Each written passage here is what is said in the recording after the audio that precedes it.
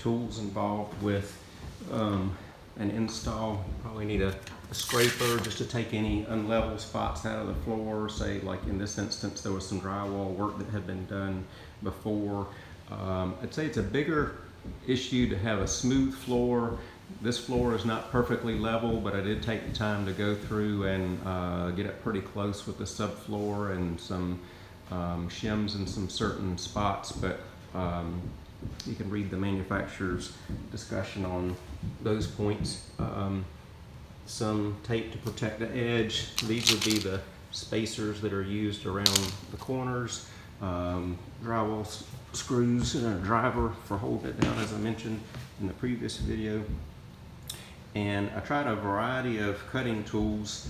There's different shaped razor blades, like a utility knife, a hook style, and then finally settled on one that has the breakable end, so those snap off as you use them. This particular one has a part of its handle that you use to come and snap this off, and it's adjustable. So this is a much thinner blade than your typical utility knife is, and it seemed to work the best for making a clean cut. Other tools that are really handy, square. So I take the time to cut just like this with the support hand way over here, and you're drawing your hand back away from your other fingers, so you don't have any slips and cuts.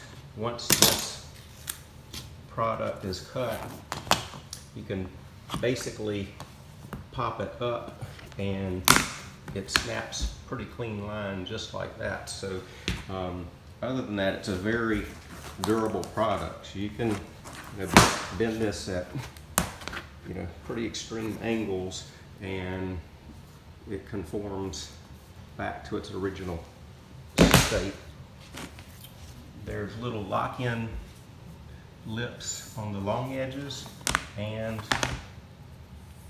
on the short edges, so that groove just locks right into these. I did find on the longer runs, essentially if you leave this edge not quite fully locked in or seated and you pick up this edge, you can kind of get this to seal better that way. And a real handy tool is the roller. So once that is seated, you can snap this down, and occasionally you'll see a little hairy piece of rubber come out of there where it really just got the last remaining seam tight, and that helps it to lock together. Other tools that are handy, use a piece of scrap, say especially at a joint, and you just lock that in. This tool has a grab edge and a hammer edge, and then basically you would tap this back and it helps to seat, so when you're doing a big room you can keep really tight joints and make sure that the next seam is going to be nice and tight. And you'll run into some things where you need to do a long edge cut like that, so a straight edge like a level is good, and obviously put your level on the mark and cut it with a razor blade. Again, even with a long cut like this, easier to do with